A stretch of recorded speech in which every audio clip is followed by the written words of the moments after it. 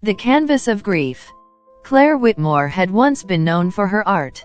Critics described her paintings as windows into the soul, full of color, motion, and raw human emotion.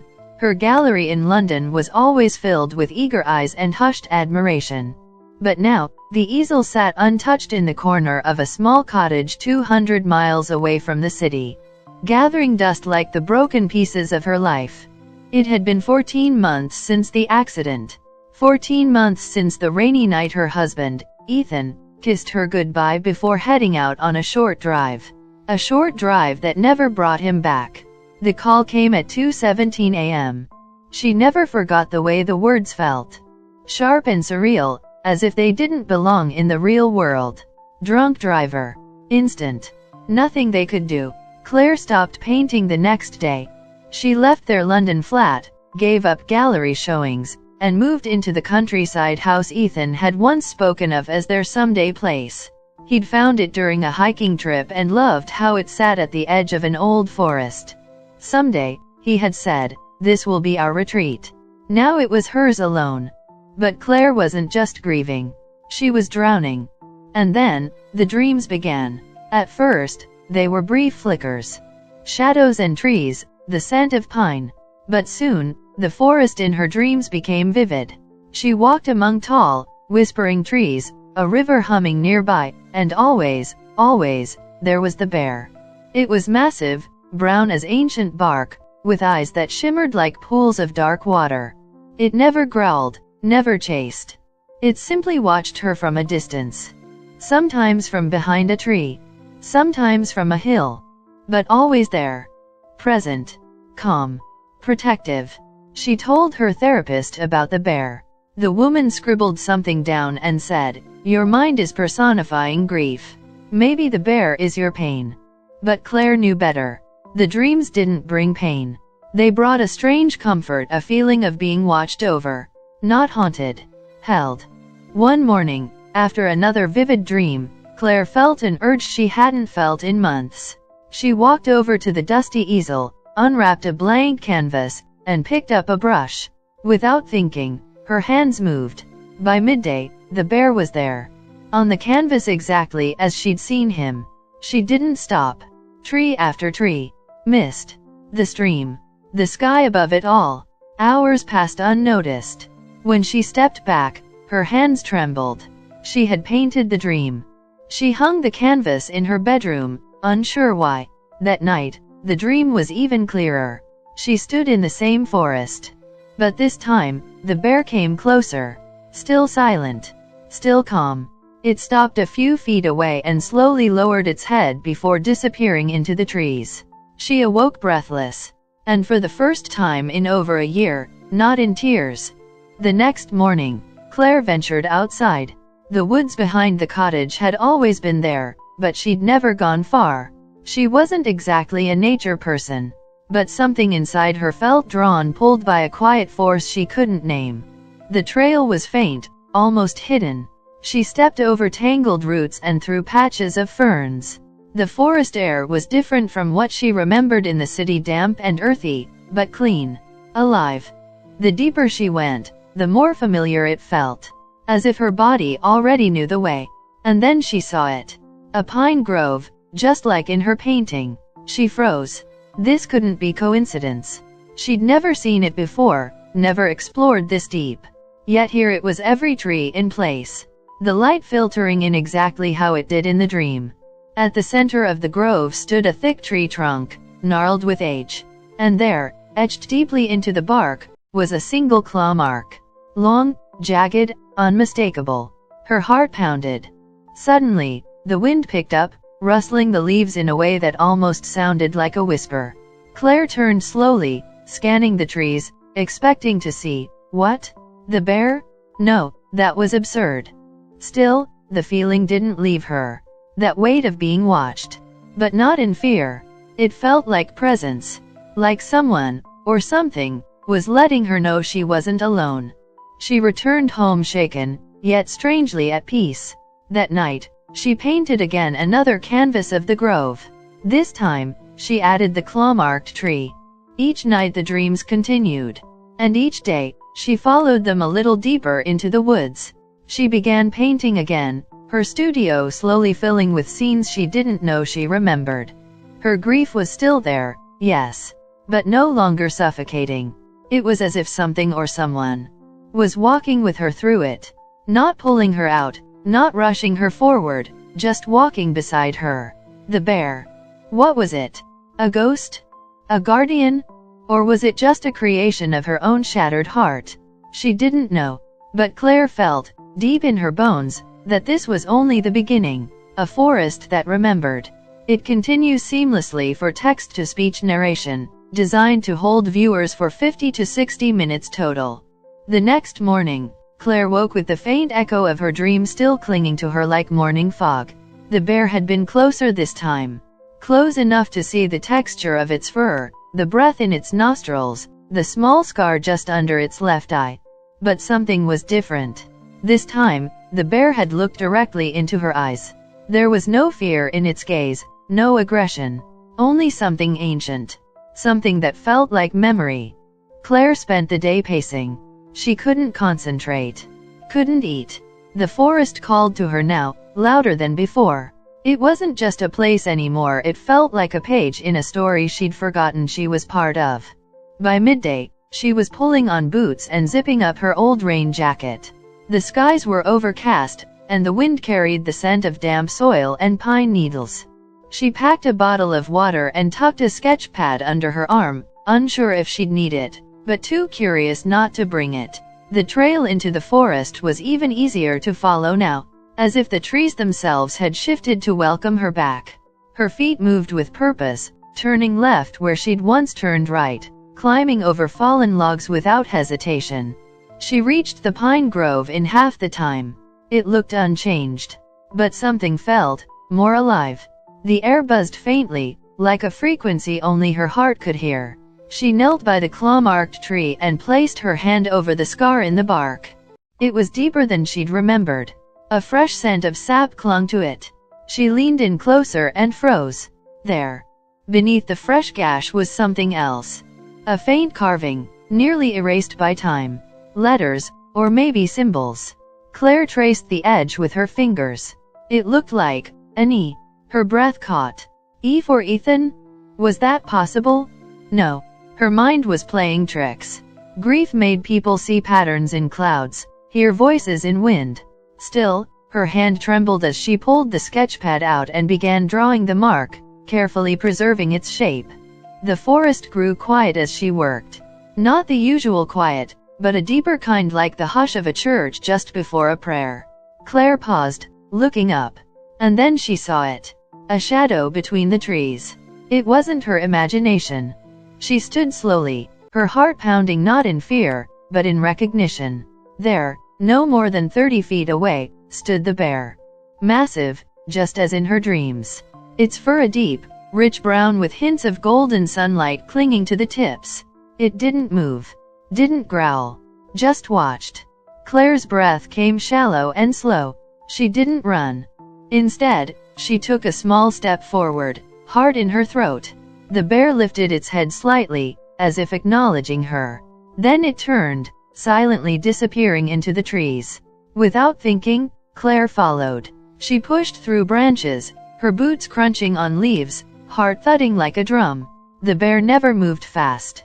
It stayed just within sight, leading her deeper into the woods than she'd ever dared go. Minutes passed. Maybe hours. Eventually, the forest opened into a small glade.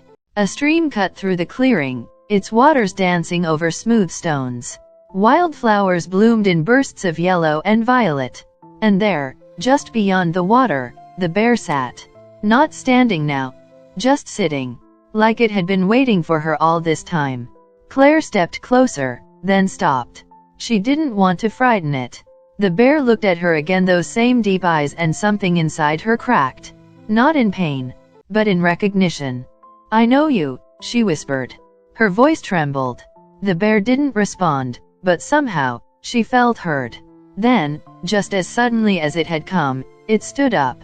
With one last look, it turned and walked into the trees. Claire didn't follow this time. She sat by the stream, her sketchpad on her lap, and began to draw. The glade. The bear. The scar under its eye. Her hands worked faster than her thoughts. Her fingers moved as if they'd been waiting to record this for years. When she finally returned home, it was nearly dark. She hung the new drawing next to the first. 2 glimpses of the same story. She stood there, studying them, and whispered into the quiet cottage, "Why me?" That night, her dreams were different. In them, she was younger, laughing. She saw herself hiking beside Ethan years ago, before the marriage, before the accident. They were exploring, laughing over some inside joke, her hand in his. Then a moment came, blurry, distant, but real. A bear cub. They had seen one on that trip. Claire had forgotten, or maybe blocked it out. Ethan had taken a photo from a distance. The cub had been alone, near a fallen log. She remembered how worried she'd been that it was lost. Ethan had said, "It's not lost. It's just waiting for someone." She woke up in a sweat. That cub. Could it be? Had it grown? Was this the same bear? But no. That was impossible. That trip was years ago. Wild bears don't remember people. They don't dream. They don't lead grieving women into forgotten glades. Do they? Claire didn't know what to believe anymore. But something told her the forest did. And tomorrow, she would return again. Because the bear wasn't just part of her dreams anymore. It was calling her towards something she hadn't yet remembered. The morning after her second encounter with the bear, Claire stood by her window, the sketch of the scarred bear clutched in her hand. The forest shimmered beyond the glass, veiled in a thin mist.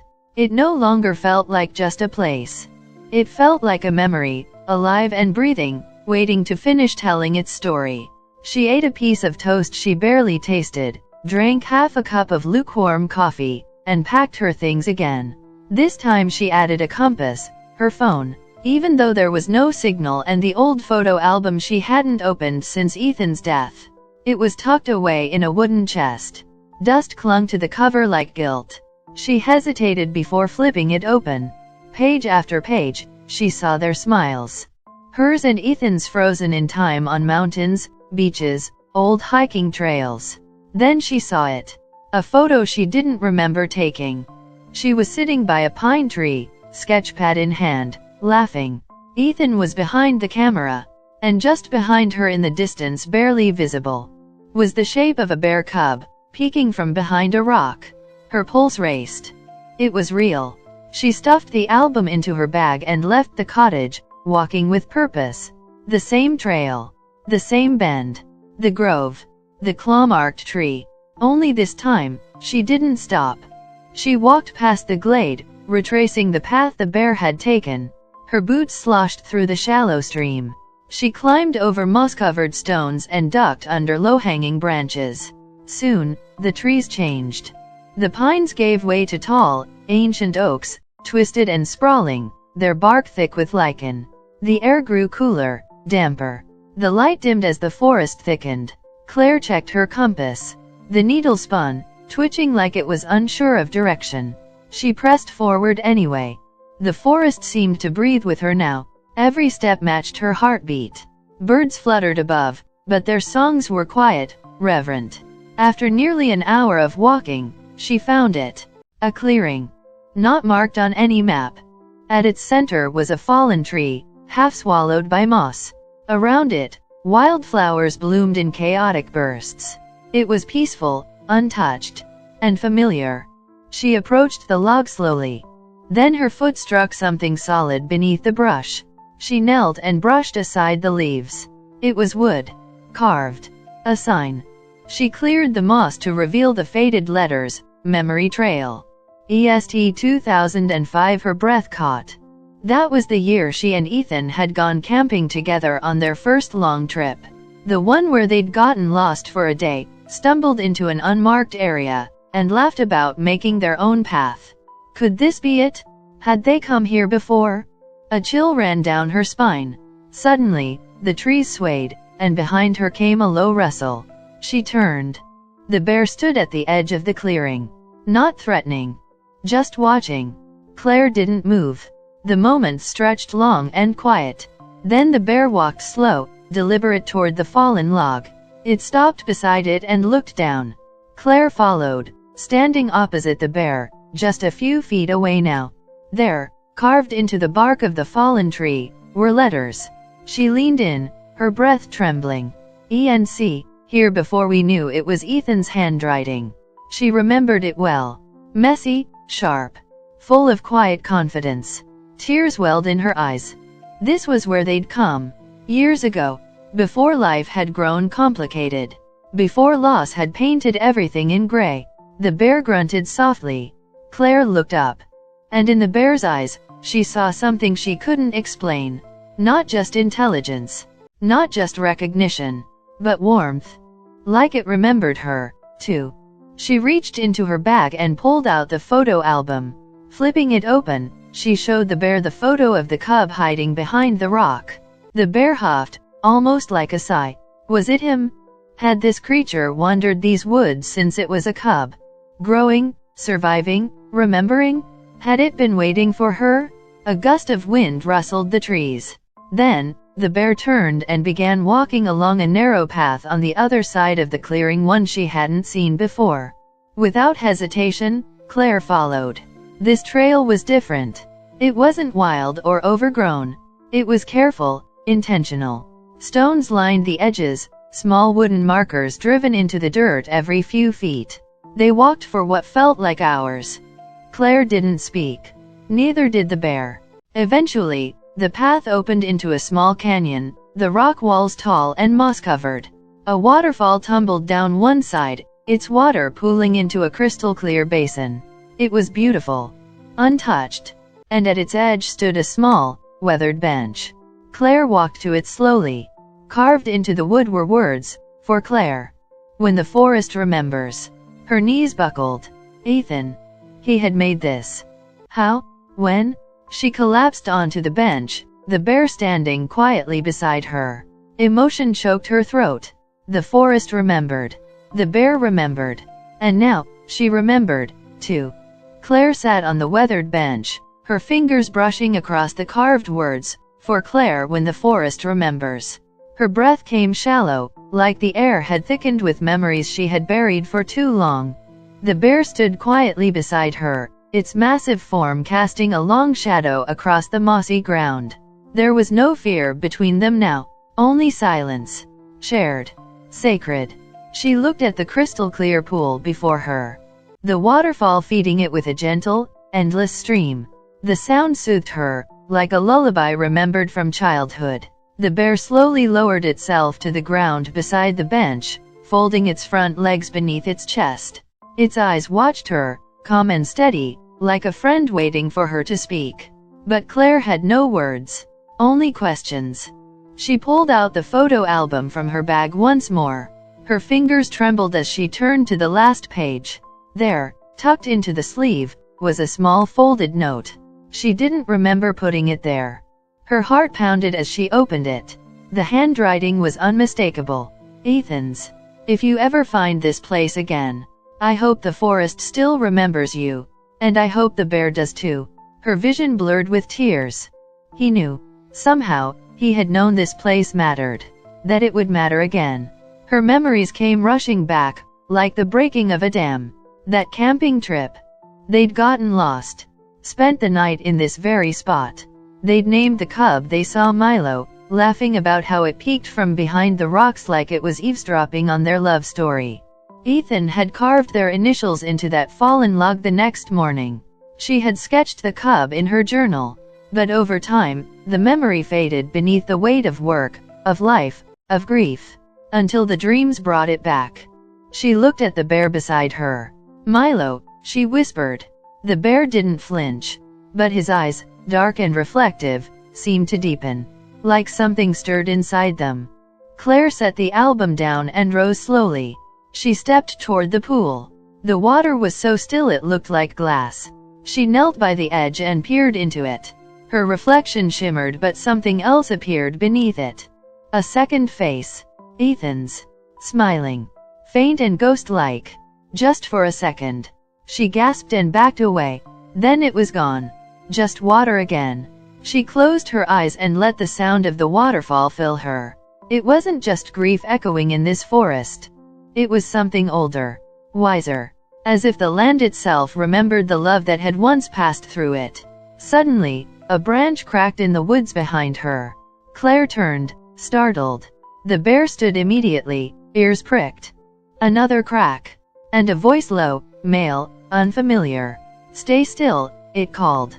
"We've tracked a bear in this area. Dangerous." Claire's heart seized. Hunters. She turned back to the bear. "Go," she whispered. "Run." But the bear didn't move. 3 men emerged from the woods, rifles drawn, faces masked with caution. Claire stepped forward, arms raised. "Stop. Don't shoot." One man, older, with a gray beard, raised his hand to signal the others. "Ma'am, please step aside. That's a wild animal." "No, he's not wild. He's not dangerous. Please." The bear stood tall, not growling, not moving. Just watching the men, as if judging their intent. The second man hesitated. "She's right. Look at him. That's not normal." The older man looked between Claire and the bear. "You know this animal?" "I think I raised him," Claire said, voice shaking. "Years ago. We met here once. As a cub. And he remembered." The men looked at each other uncertainly. "I found this place again because of him," she said. "I dreamed of him every night for a year. And he led me back." The silence stretched. Then the third man lowered his weapon. "That's not a bear you shoot," he said. "That's a bear you thank." The others followed, lowering their guns. Claire turned back to the bear. He huffed quietly, then slowly backed away toward the trees, his eyes on her the entire time. And then, just like in her dreams, he vanished into the shadows. Claire stood in the clearing for a long time after that. The hunters eventually left, casting backward glances filled with wonder. She returned to the bench, to the memory pool, to the place where time seemed to fold in on itself.